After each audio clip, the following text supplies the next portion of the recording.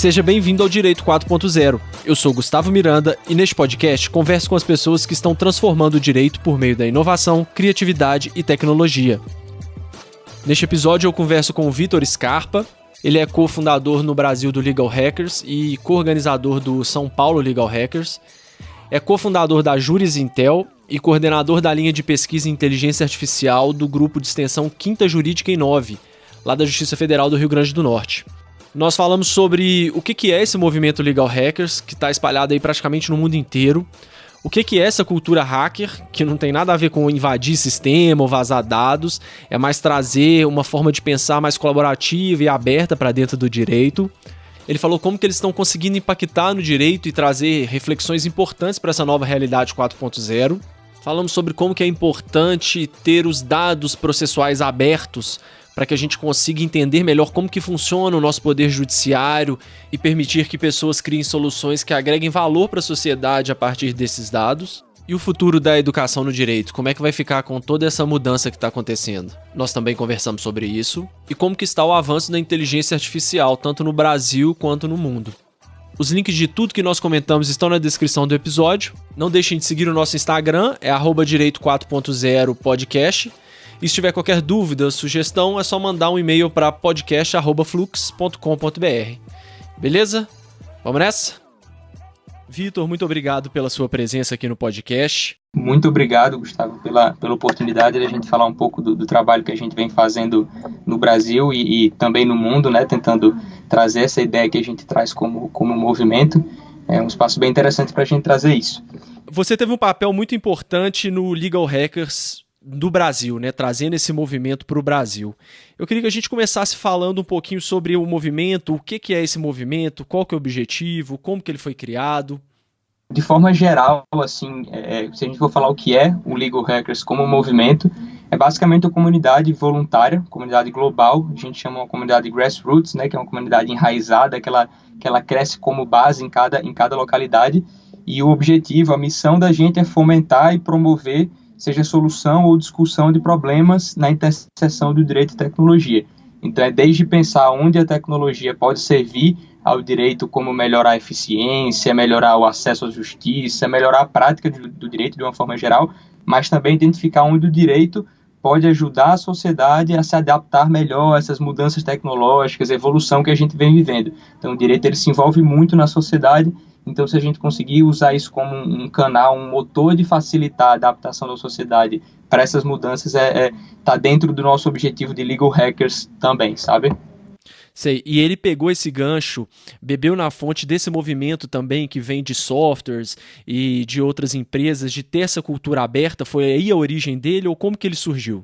Exato. O grupo ele surgiu, até em questão histórica, falando um pouco, em 2012, na Faculdade de Direito do Brooklyn, lá nos Estados Unidos, em Nova York. Então, na época, lá estava toda aquela discussão de movimento anti-pirataria, da lei de proteção de informação, tudo mais, e os alunos estavam começando a debater aquela questão de tecnologia, como é que o mundo estava começando a funcionar e tudo mais, e ficava aquela pergunta, né, como é que eles poderiam aproveitar esse caráter colaborativo, aberto da comunidade de tecnologia que eles já vinham vivenciando para pensar e resolver problemas no direito, dentro do direito, trazer essa sensação para o direito. Então, foi isso que deu o pontapé inicial. E na época já vinha se estudando muito, o grupo que iniciou o Legal Hackers tinha bem a ideia de tentar trazer aquela ideia do hacker original, falando de uma forma mais inicial, tudo. O hacker, a gente tem muito aquela cultura de tentar pensar que é uma pessoa que está ali por trás de um computador, tentando invadir o computador de alguém, roubar dados, tudo mais, mas essa ideia do hacker, ela vem já desde trás, ali da década de 50, 60, no MIT, lá nos Estados Unidos, você tem ali um grupo de alunos, de pessoas que trabalhavam com tecnologia, que eles eram apaixonados por modelos de ferrovia, até parece engraçado falar, mas eles ficavam ali dia e noite tentando tornar aqueles modelos mais rápidos, mais eficientes, mais fortes. E aí a ideia do hacker original é tentar usar a criatividade a ideia de melhoria contínua, o conhecimento que a pessoa tem e aplicar aquilo para um modelo de realidade. Então, se a gente trouxer isso como inspiração para o direito, a gente conseguir enxergar o direito como reflexo das necessidades da sociedade, a gente consegue aplicar o nosso conhecimento, seja no direito, seja em tecnologia, para melhorar a sociedade de um direito de uma forma geral. Então, essa ideia do movimento de cultura aberta que você falou, a gente se baseia muito em outros movimentos de cultura aberta, como a comunidade de open source para o mundo de software, a comunidade do Wikimedia para o mundo de conhecimento, a Khan Academy para a educação. Então, é abrir esses mundos para que outras pessoas de outras áreas entrem, conversem, dialoguem com a gente para melhorar o que a gente vem fazendo, sabe? Então, é o que a gente chama da ética hacker, é guiar por essa ideia de acessibilidade, receptividade, de compartilhar, de trabalhar pesado dentro do que a gente está fazendo. E também, pelo que eu acompanho o movimento, tem muito também a questão da velocidade, né? Trazendo essa cultura aberta para as outras áreas, não só de tecnologia, né?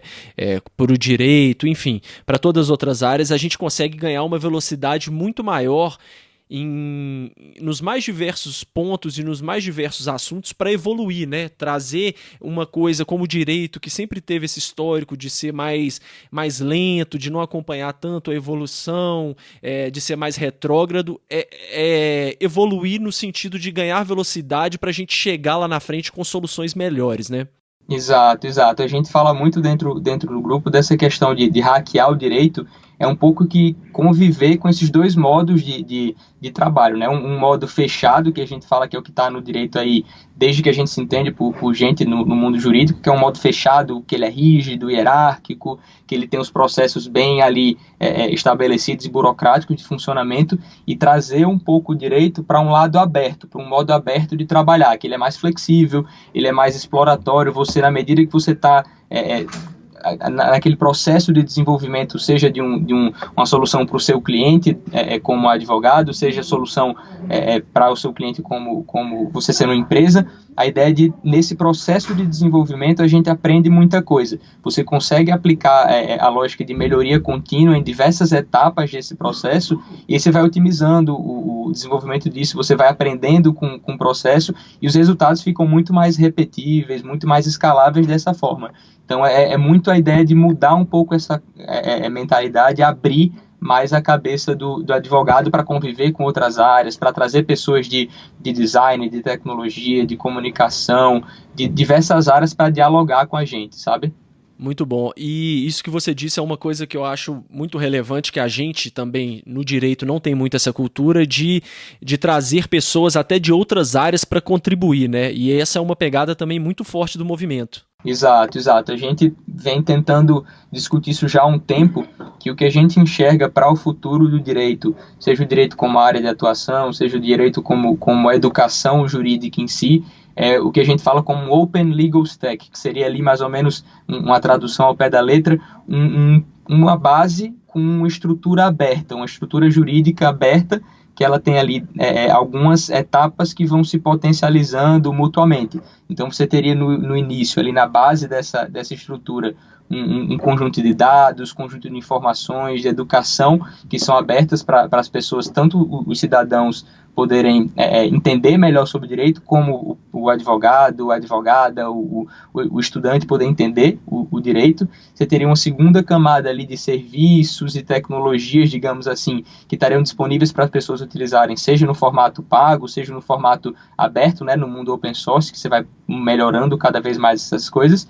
E no topo disso, as pessoas, que seriam advogados, designers, trazer pessoas que são de áreas diferentes, como a gente presencia às vezes em outros países, em outros capítulos do Legal Hackers. Você tem pessoas que vêm da biologia, da química, da história, de várias áreas, e a gente acha que potencializar cada etapa dessa de uma forma mútua, a gente gera um peso maior para levar para cima acesso à justiça, eficiência jurídica, adaptação da sociedade às mudanças tecnológicas, sabe? Então, trazer esse conjunto de coisas que trabalhem de uma forma conjunta é o que a gente pensa que vai ser o futuro do direito, é o que a gente quer levar para o futuro do direito.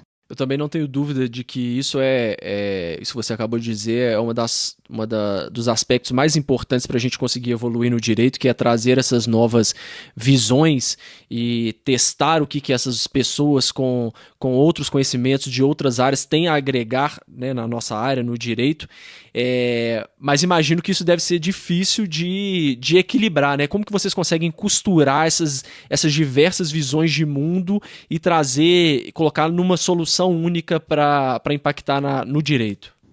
Exato. A gente tem, até falando em, acho que exemplos mais práticos do que aconteceu em alguns momentos que a gente já foi conduzindo. Então você pega, por exemplo, discussão sobre o mundo do entretenimento e mídia, de música, de vídeo, audiovisual e tudo mais. A gente fez há um tempo atrás um encontro, um evento que ele aconteceu de forma descentralizada em várias cidades do mundo, que tinham capítulos do Legal Hackers, e a ideia central era como criar ferramentas e como pensar o direito, seja ele na forma de legislação, seja ele na forma de interpretação da realidade, como fazer com que o direito funcione de uma forma que promova direitos autorais, que promova o direito que o produtor de música, o produtor de vídeo tenha, e isso da melhor forma possível. Então a gente fez um encontro, funcionou mais ou menos na ideia de um ideathon, não de um hackathon, não teve muita programação no dia, mas a gente trouxe estudantes da área de engenharia do som, a gente trouxe pessoas que eram de produtoras independentes, alunos de direito,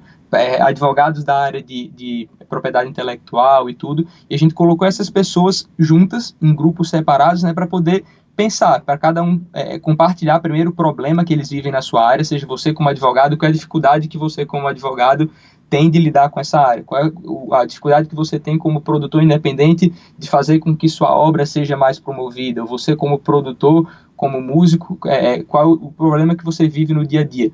Então, cada um compartilhando qual é o problema, acho que a gente consegue chegar mais rápido em soluções melhores. Teve outra atividade que a gente fez um tempo atrás, que foi a abertura de alguns dados jurídicos. Então, você tinha, por exemplo, um aluno de ciência da computação de Santa Catarina, ele estava terminando a graduação, ele queria fazer estudos estatísticos e tudo mais, ele estava terminando ciência da computação, né, dentro da área jurídica. Ele via que a área jurídica tinha muitos dados para serem estudados, mas pouco acesso a essas coisas. Então a gente juntou, eu e outros colegas também da startup que eu faço parte, do Legal Hackers, de outras áreas, a gente fez um trabalho meio que colaborativo ali de encontrar as melhores estruturas para disponibilizar esses dados para a comunidade estudar, fazer produções em cima disso, para que as pessoas possam pesquisar, para que as pessoas eventualmente possam pensar produtos para o futuro e que o direito possa ser mais utilizado por todo mundo, né? Então é um pouco disso que a gente está tentando fazer, colocar as pessoas com mão na massa para de fato falar sobre o problema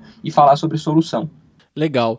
E como que funciona a estrutura para se organizar essa quantidade de temas que vocês estão trabalhando, né? Que, pelo que eu percebi, vocês não tem barreiras, né? Vocês estão desde lá do aluno da graduação até os problemas do poder judiciário, tem uma gama de assuntos e de questões para serem tratadas muito grandes. Você disse que vocês têm alguns capítulos. Como que funciona essa organização dentro do movimento para se tratar esses assuntos? O Legal Hackers em si, como movimento, a gente se estrutura em capítulos, né, que eu falei. Então, um capítulo, ele é uma representação do Legal Hackers, ele é um grupo do Legal Hackers em uma cidade.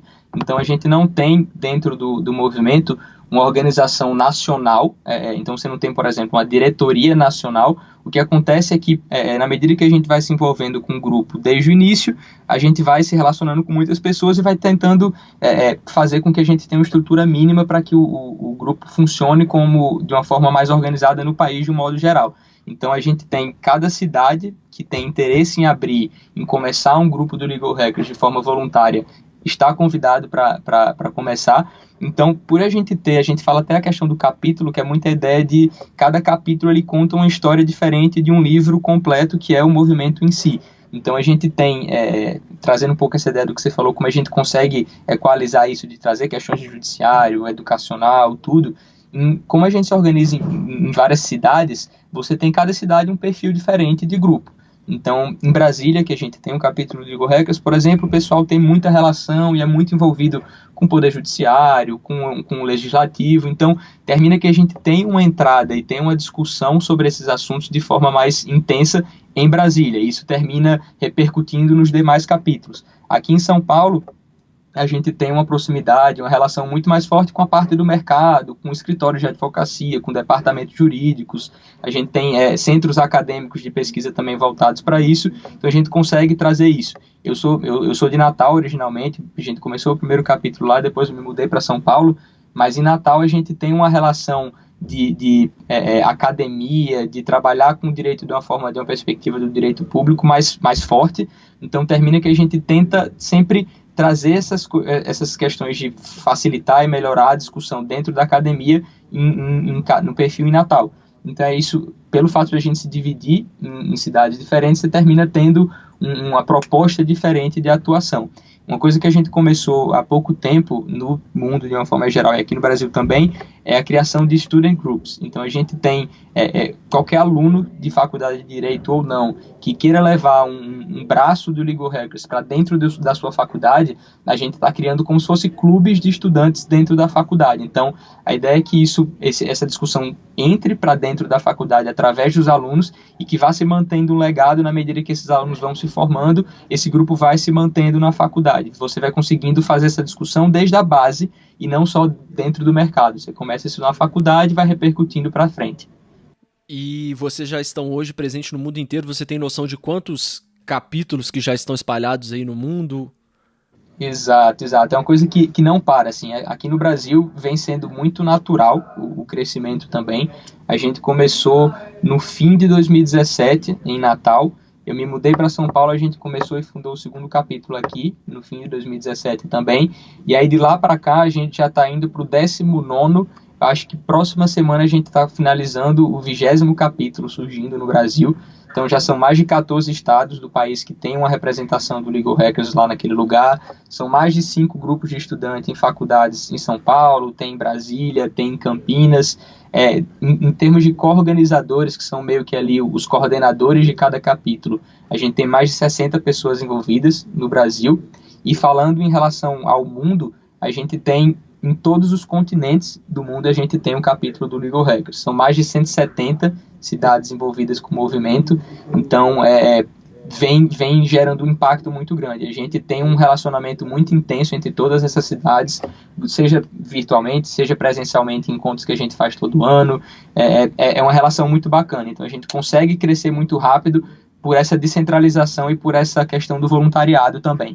Você disse também há pouco aí sobre, né, trazer isso para dentro das universidades. Acho que pouca gente sabe também que tem grandes instituições como a Harvard e outras faculdades e universidades do exterior que apoiam esse movimento e também o movimento acaba apoiando, né?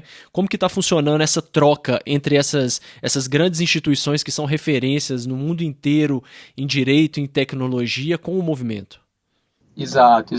Então é como eu falei, a gente tem uma representatividade em vários lugares e muita gente boa envolvida com o movimento. Então, na medida que a gente tem essa junção perfeita de pessoas boas, de um propósito legal, de uma missão que leva o direito para frente, muita coisa vai acontecendo. Então, por exemplo, nos Estados Unidos, se a gente for falar só da região americana, você tem pessoas que são coordenadores. Um dos nossos diretores globais, que é o Jameson, ele hoje está como fellow lá no Codex, que é o centro de Stanford, da Faculdade de Direito de Stanford, voltado só para a discussão de assuntos e desenvolvimento de soluções e pensar a mudança do direito nessa interseção, direito e tecnologia. Então, um dos nossos diretores está lá como pesquisador e termina que muita coisa que ele vem fazendo, que ele vem desenvolvendo, é parte do que ele faz como legal hacker e é parte do que ele faz como pesquisador lá também.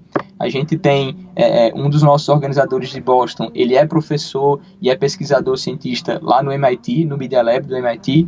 A gente tem em Harvard um grupo de alunos também que está envolvido com Legal Hackers, que há pouco tempo fizeram um encontro que a gente participou também. Você tem, no Brasil, a gente tem pesquisadores do CEP, da FGV Direito aqui de São Paulo, que fazem parte do Legal Hackers. Você tem gente do IDP em Brasília que está envolvido com o movimento também, pessoas no Paraná, pessoas na UFRN, em Natal. Então, A ideia é que, pelo movimento ser voluntário e ter esse propósito muito forte, ter essa missão de abertura, a gente consegue chegar em lugares muito, muito interessantes e traz uma força muito legal para o movimento. Muita coisa surge a partir daí.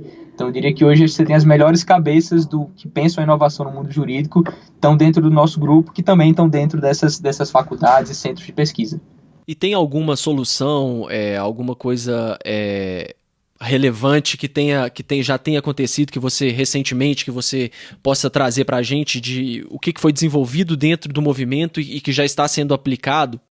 Muita coisa foi sendo feita de forma localizada, assim, né, em cada cidade e tudo, mas logo no começo, por exemplo, nos Estados Unidos eles tiveram alguns problemas numa região com devastações ambientais, tudo, muita gente perdeu identidade, perdeu algumas coisas nesse sentido, e aí o grupo ele se juntou de uma forma voluntária com outras entidades dos estados, tudo, e eles fizeram ali aplicativos para facilitar com que as pessoas criassem novas identidades, que as pessoas pudessem melhorar essa situação que aconteceu de forma emergencial ali.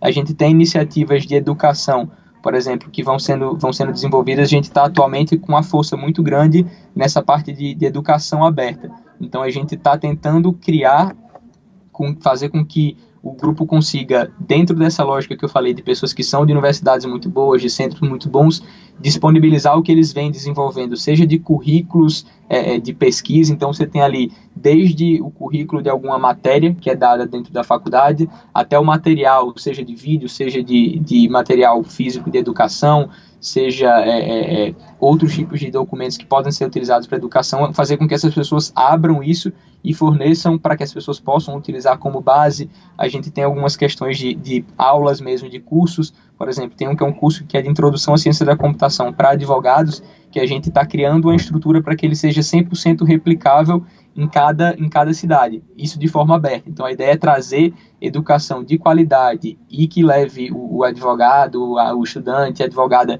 para o futuro de uma forma simples, que ele consiga ter acesso a isso de uma forma fácil, simples, rápida, e isso de forma totalmente descentralizada. Então, a ideia é muito isso, é apostar nessas conexões que a gente tem ao redor do mundo para servir soluções e conteúdo de uma forma generalizada e abrangente. Você falou aí de educação, né, em vários pontos, que é uma preocupação do Legal Hackers, e este ano teve o Legal Hackers International Summit, que é o evento anual, né, do movimento, que aconteceu agora em setembro de 2019, e foi em Nova York que você participou deste evento, né? É um evento que é só para convidados, e nele se discute o foco principal de todo esse movimento, para onde que se vai caminhar. Você pode contar para a gente o que foi discutido, o que vai ser mais trabalhado, se a educação também voltou a ser um tema relevante, como que está a perspectiva para os próximos anos do Legal Hackers? Perfeito. O evento desse ano aconteceu agora em setembro, dia 14, 15 e 16 de setembro em Nova York. E a tônica central do encontro foi aquilo que eu já falei no início, que é da ideia da abertura, do movimento de Open Culture, né, que a gente fala, do movimento de cultura aberta, e isso a gente foi trazendo em várias frentes. Uma das frentes foi a de educação aberta, né, um fórum de discussão entre os organizadores que foi organizado e foi por curadoria do pessoal do Laboratório de Inovação da Biblioteca de Direito de Harvard. Eles conduziram ali uns workshops com a gente, tudo. Teve uma outra frente de legal data, né, de dados jurídicos de uma forma aberta, outra discussão sobre isso, a discussão sobre soluções e tecnologia de código aberto que a gente pode vir a utilizar e potencializar o mercado jurídico de uma forma geral. E ali teve também uma discussão de policy, de regulação, né, de discutir como é que a gente pode endereçar alguns problemas que vão surgindo dentro da regulação desse novo mundo de tecnologia. Então, puxando um pouco essa parte de educação, de educação aberta, isso foi algo que foi muito discutido no evento que teve 2 dias antes do nosso Summit em Harvard. Eles tiveram um simpósio de Direito e Tecnologia da Faculdade de Harvard, organizado por alguns alunos. Foi a discussão sobre educação, sobre o que é que vai ser a educação no futuro do direito, né? Como é que a gente vai acessar essas coisas e tudo mais. Então, o princípio básico que a gente fala da abertura, seja ela abertura de educação, de dados ou de códigos, o princípio central nisso é a ideia de que abrindo, de trazendo uma cultura aberta para o direito, a gente tem um controle maior, um controle no sentido de que você se empodera daquele material, daquela informação, para que você possa conduzi-la da forma que você acha que faz mais sentido para o seu lugar. Então você adapta aquilo para a realidade local. Você tem mais qualidade, porque as pessoas vão buscar a melhoria contínua daquilo que está disponibilizado para as pessoas, e a parte de acessibilidade que você consegue levar, fomentar e promover o acesso disso para várias pessoas. Então, trazendo como contraponto bem rápido aqui, você pega o mundo de código aberto, você tem aí soluções, seja Android no Google, seja outras coisas que são em código aberto no mundo, você tem uma melhoria muito constante dessas coisas feita pela própria comunidade. Você tem pessoas que surgem com modelos de negócio, mas você tem uma melhoria contínua disso porque isso está aberto. Então, o que a gente pensa com o direito, que a gente chegou à conclusão mais ou menos no Summit, foi isso, que a gente colocando o que a gente tem de básico para o mundo de forma aberta, cada um pode ter o controle, pode fazer a melhoria e pode dar acesso a isso da forma que melhor servir ao país, à cidade, à região. Então, é mais ou menos um overview do que a gente discutia mais ou menos por aí. Entendi. E eu acho que você também falou sobre dados, eu acho que é um ponto muito interessante da gente tratar também, porque, na minha visão, isso impacta também na educação. No direito, a gente sempre foi muito pelo lado do achismo, né? Da experiência. Eu sei que esses casos desse tipo acontece isso, porque eu tenho experiência. A gente nunca foi muito embasado em dados, né? Uhum. E isso, no Brasil, eu vejo até como uma dificuldade muito grande, porque apesar de nós sermos um mercado que tem um número absurdo de processos, né? Tem gente que fala em 100 milhões de processos no Brasil, esses dados eles nunca são muito claros e isso está começando a abrir agora. A gente tem falta de padronização de dados, a gente tem cada tribunal, quando o processo é eletrônico, utiliza um sistema diferente para se acessar. E isso gera um problema muito grave, porque a gente não consegue saber como que o nosso poder judiciário ele julga determinadas questões que ficam mais no nível infraconstitucional, por exemplo. Então isso é uma barreira muito grande. Como que vocês isso foi uma coisa que foi tratada também pelo movimento, como que vocês vislumbram que a gente pode chegar numa solução de ter um acesso mais fácil aos dados jurídicos no Brasil? Uhum, exato, esse ponto foi bem discutido no evento, tanto no Summit em Nova York, quanto em Harvard também chegou até essa discussão. O ponto de vista americano, que era a maioria dentro do grupo que a gente vinha, foi até algo que surpreendeu a gente, o pessoal do Brasil que estava no encontro, e que a gente, ao mesmo tempo que saiu frustrado com a evolução que a gente já poderia ter passado por isso no direito, a gente saiu feliz pela possibilidade que a gente tem aqui. Lá nos Estados Unidos, eles têm essa parte de acesso aos dados de decisões, dos textos que vêm do judiciário. Isso historicamente foi publicado por algumas empresas, então você tem algumas empresas do mercado americano que fazem a publicação dessas decisões e desses dados ao longo dos anos, e elas foram mantendo o monopólio disso, né? E para você ter acesso a essa informação, você deveria ou comprar dessas empresas, ou assinar, ou como estudante você teria acesso a isso mais aberto pela faculdade. Então, no caso de Harvard, por exemplo, eles têm um projeto que é chamado Case Law Access Project. É um projeto do Laboratório de Inovação da Biblioteca de Harvard. Eles estão basicamente pegando todos os dados de decisões que eles já compraram e adquiriram ao longo do tempo e estão colocando isso numa base de dados abertas para as pessoas poderem consumir e utilizar. Aqui no Brasil, se a gente olhar pelo nosso lado, a gente já tem esses dados, por mais que, como você falou, são desestruturados, são em fontes, em locais, em sistemas totalmente diferentes, que não conversam entre si. Esses dados eles já vêm há um bom tempo sendo digitais, né, vêm nascendo digitais e estão disponibilizados dentro dos portais dos tribunais e tudo mais, e a gente tem lá aquela dificuldade de acessar como as bases não estão consolidadas, a gente não consegue acessar isso tudo num canto. Então, como eu falei, por um lado a gente fica triste porque pelo fato de a gente ter isso tudo disponível, a gente já poderia ter avançado muito mais, mas pelo outro a gente fica feliz de ver que a gente caminhou essa parte de digitalização, de tornar o direito um pouco mais eletrônico, a gente caminhou muito antes de outros países, até pela demanda e pela necessidade que a gente tem, como dos 100 milhões de processos que você falou, sabe? Então, em termos de atividade prática que a gente vem tentando fazer isso de uma forma mais fácil, eu falei bem rápido para você sobre um projeto que a gente conduziu de abertura de alguns dados. Então, o que a gente fez foi basicamente disponibilizar num formato, num sistema que é chamado Kaggle, que é um ambiente que várias pessoas que trabalham com ciência de dados, com estatística usam. Então, a gente disponibilizou o texto completo, o texto integral de quase 400 mil decisões monocráticas do Supremo. O trabalho que foi feito entre a startup que eu faço parte, outros membros do Legal Hackers e alguns outros alunos, a gente classificou e tagueou esses textos por áreas e tópicos e disponibilizou isso dentro do sistema com explicação de como você pode utilizar, sabe? Então, acho que um passo muito importante que a gente tem que dar é um pouco isso do que até o laboratório de Harvard vem fazendo, que é disponibilizar esses dados de uma forma simples para que as pessoas possam acessar e trabalhar. Então, acho que se a gente conseguir chegar num trabalho de disponibilizar dados, explicar como eles podem ser utilizados, ter uma uniformização disso, vai ser muito interessante. Tem um outro projeto que é relacionado ao Legal Hackers também, um dos membros do Legal Hackers, um dos nossos diretores, o Jameson, que eu falei lá em São Francisco, ele fez um trabalho, vem desenvolvendo há um tempo já, que é chamado de Legal Data Commons, que é basicamente criar uma estrutura e pensar como a gente pode criar uma uniformização da forma de disponibilização desses dados para que eles possam ser tratados. Então, acho que o primeiro passo é isso, a gente tentar encontrar um caminho que facilite para todo mundo, né? O direito, a gente tem conteúdo, a gente vem fazendo... eu, além do Legal Hackers, dentro do que eu faço como startup, a gente tem uma newsletter que a gente sempre tenta dar um pouco mais de direção para o que acontece no direito. Então, dentro de inúmeras informações de casos e decisões sobre o mesmo tema, a gente tenta guiar um pouco para dar um pouco mais de segurança em relação àquela informação.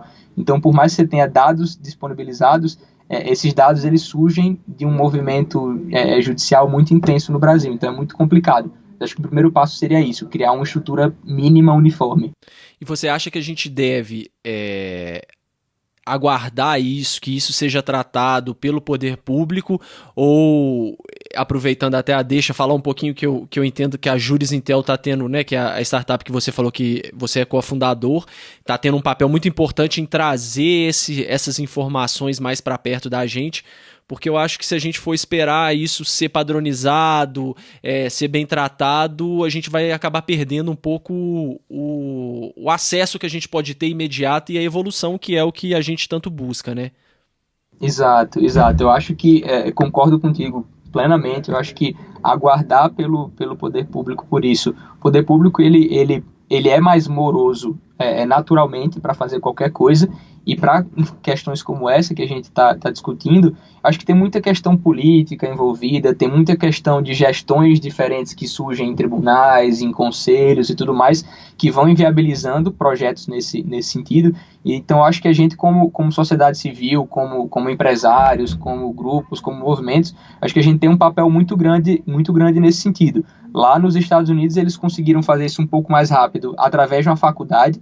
Os números são bem menores. Eu acho que aqui, se a gente conseguir juntar essa comunidade de pessoas como Legal Hackers, como centros de pesquisa de faculdades, como empresas também, startups, fazer com que as startups tenham interesse em ajudar também, beneficiar todo mundo e se beneficiar ao mesmo tempo.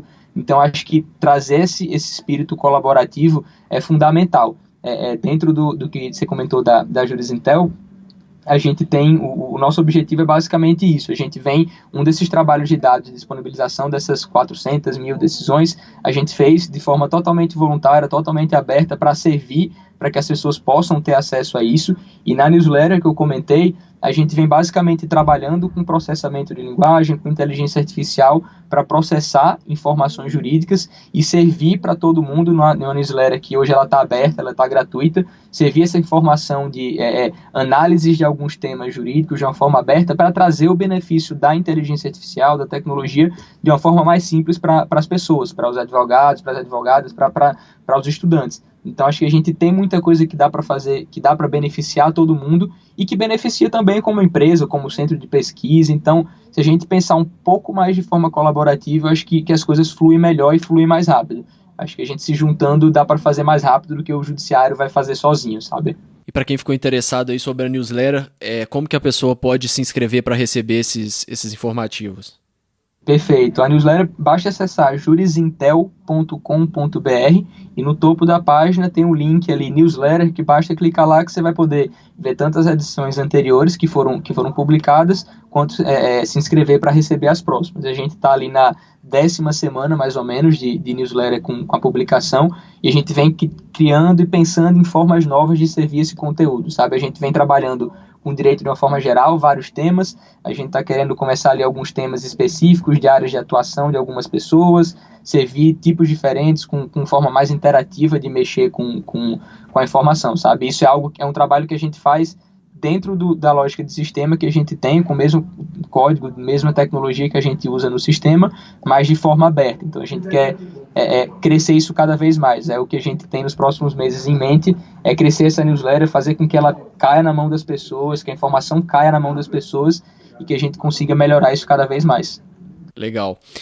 Para a gente ir caminhando aqui para o final, Vitor, como que está a sua percepção da tecnologia que está sendo utilizada, né, e está sendo desenvolvida pelas startups, né, pelas low-techs?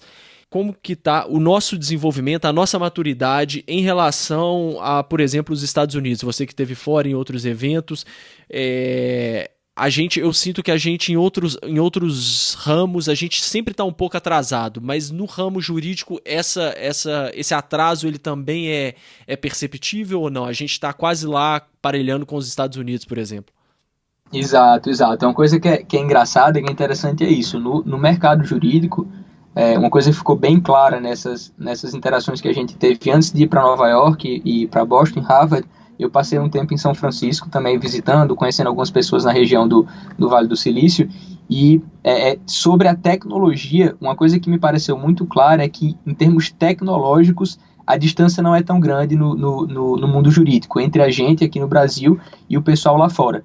A gente vê muita coisa sendo desenvolvida com tecnologia de ponta lá, é claro, muita coisa. Lá eles têm um acesso a capital muito mais pesado, essa disponibilidade para o erro, para tentar modelos de negócio diferentes, é muito mais aberta, então eles conseguem caminhar mais rápido nesse sentido, sabe? Mas eu diria que o principal fator de diferença do mercado lá, que a gente vê essas empresas surgindo de uma forma mais pesada nos Estados Unidos, é a questão do mercado mesmo. O mercado lá, em alguns momentos, tanto o mercado de investidores quanto o mercado consumidor, ele está um pouco mais aberto que o mercado brasileiro. Ainda é um mercado que é muito relutante. As mesmas dificuldades que a gente encontra como empreendedor aqui, conversando com potenciais clientes e tudo, a gente escuta do pessoal lá, desde de empresas como Everlaw, como Ross, como grandes empresas, até empresas menores, aquela questão de que é um mercado muito tradicional que não se abriu tanto ainda e que é difícil de entender o retorno que aquele investimento pode ter.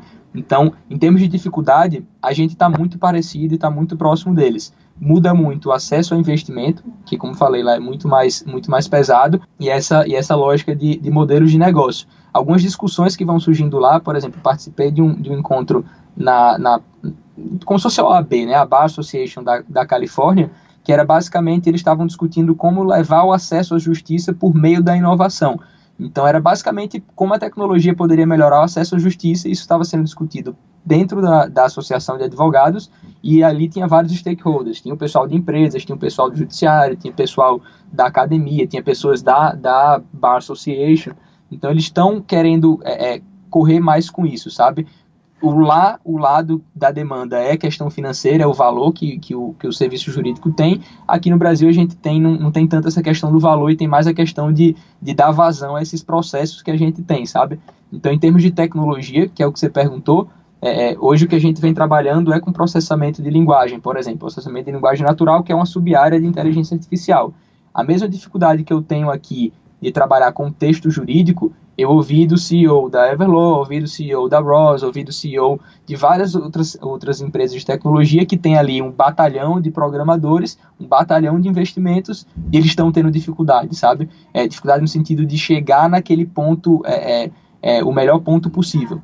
Então, acho que a gente não perdeu a corrida ainda, basta a gente tentar pensar no problema que de fato a gente quer resolver e criar uma solução para isso. não ficar pensando só em criar uma empresa e ter esse sonho fantasioso do que é ser uma startup, sabe? Acho que lá eles pensam muito nisso também. Surge um problema, vamos resolver esse problema. Acho que a gente tem que encontrar o problema que vai ser o problema do futuro do direito, né, também, porque às vezes a gente tem muita solução feita no Brasil que está sendo pensada num modo de trabalho jurídico que está acabando. Então, você tem muita solução repetitiva aqui até por causa disso. Se a gente conseguir pensar os problemas de hoje e colocar isso para frente, a gente consegue chegar na solução que de fato vai ser a forma que o advogado vai trabalhar no futuro. Você falou na linguagem, eu já vi várias pessoas que têm Law-Techs e tem uma barreira muito grande que é a nossa linguagem, o português, a nossa língua, né, o português, inclusive para startups de fora que às vezes tentam ver já que o mercado brasileiro ele é tão grande, né, e tão promissor, porque a gente tem muito processo, muito problema, muita dor, como você disse, né, para resolver, mas o português acaba sendo uma grande barreira. Eu acho até, você disse que a gente tá junto ali, na minha visão, acho que nossa situação tá até um pouco pior, você não acha, não? Uhum, exato. Isso é uma verdade. A questão de processamento de linguagem, de trabalhar com texto jurídico, é um fator que dificulta ainda mais. A gente tem muita coisa, como eu falei, até de questão de código aberto que a gente estava comentando, a gente tem muita coisa de código aberto e coisas que podem ser utilizadas de soluções prontas de inteligência artificial, de processamento de linguagem, que são basicamente feitas e pensadas para texto geral. E o pior de tudo é que são pensadas para texto geral na língua inglesa. Então você tem muita coisa de literatura ali de Shakespeare, quando muito no português você tem alguma coisa de Machado de Assis, alguma coisa voltada para a literatura. E o texto jurídico, como você sabe, é completamente diferente, tem várias particularidades, sabe? Então é um trabalho de formiguinha do zero mesmo que tem que ser feito. E a gente vem escutando muito o uso de inteligência artificial, tudo, e seja lá nos Estados Unidos, seja na Europa, seja aqui no Brasil, não é algo que ainda é uma realidade totalmente concreta e que está voando. Eu acho que está sendo construído e tem muito uso que já funciona muito bem e tem alguns usos que vão precisar ser refinados, né? Então, mas eu concordo contigo, a dificuldade que a gente tem aqui pelo português é muito maior. Isso é bom para a gente também, que é meio que uma barreira de entrada pensando pelo lado empresarial também, né? Às vezes você tem empresas grandes que vêm para o Brasil e que as pessoas reclamam muito do produto. Isso sendo um motivo também, a questão da língua portuguesa, são produtos que foram pensados para outra realidade jurídica, para outra realidade linguística, e você tem empresas que nem entram no Brasil porque iam precisar fazer praticamente um desenvolvimento de produto novo, sabe? Então acho que tem os dois lados. A gente tem que aproveitar essa dificuldade como vantagem competitiva, né? O nosso mercado de soluções jurídicas está crescendo tanto que a gente tem que aproveitar isso para privilegiar as nossas empresas aqui internas, né? Exato. O reitor de Harvard até brincou lá no dia, o David Wilkins, falou que o mercado jurídico é o único mercado de trilhões de dólares que é totalmente fragmentado em vários lugares, né? Então isso é bem interessante. Com certeza. Para a gente finalizar então, Vitor, para quem gostou dessa nossa conversa, ficou interessada pelo Legal Hackers, como que pode participar desse movimento, aonde que pode encontrar mais informações, buscar conhecimento? Perfeito. A gente tem de canal geral, você tem o site do Legal Hackers Global, que é legalhackers.org, então lá você tem todas as informações sobre como surgiu, o que é o movimento, canais, redes sociais, tudo está lá de uma forma global, você tem links para capítulos específicos. O site da gente aqui em São Paulo é sp.legalhackers.org, lá a gente tem algumas coisas que a gente já vem fazendo, canais de comunicação, e-mail, redes sociais. O nosso Instagram, Twitter, tudo é SP Legal Hackers, a gente vai postando sempre tudo lá. E para quem é de São Paulo e quer participar de forma mais ativa, a gente tem um canal no Telegram. Quem quiser falar comigo pelo LinkedIn, Victor Scarpa, DA.Maranhão, pode falar comigo lá também, que eu posso passar tudo isso. O link do Telegram eu posso passar por lá direto também. Pode mandar um e-mail para splegalhackers@gmail.com. E quem é de outras cidades do Brasil, a gente tem várias cidades envolvidas com o movimento. A gente tem em BH, a gente tem em Curitiba, tem em Campinas, Brasília, Recife, Fortaleza, Natal, várias outras que se eu for falar todo mundo eu vou ser injusto aqui se eu esquecer alguém. Mas se você não é de São Paulo e é de uma dessas cidades e quer participar, ou se você não conhece ninguém do Legal Hackers na sua cidade e quer fundar um capítulo você mesmo, pode entrar em contato com a gente, que você vai ser mais do que bem-vindo e vai ser muito legal ter movimento aí com vocês também. Ótimo, Vitor. Mais uma vez, muito obrigado por participar do podcast, viu? Perfeito, Gustavo. Muito obrigado pela oportunidade. Abração. Até o próximo episódio, pessoal.